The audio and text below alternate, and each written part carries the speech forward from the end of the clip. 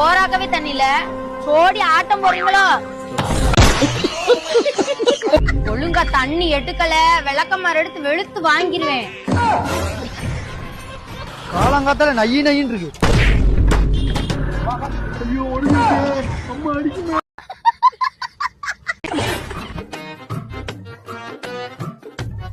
காலங்காத்தால அவங்க அம்மா வேற தண்ணி இல்லன்னா சந்திரமையா மாறா பாண்டி. ஆமாப்பா, இந்த ஒரு கூட நினைச்சு தூக்கிட்டு போன, பின்னாடி தூக்கிட்டு வரேன். யாராம் அவனே?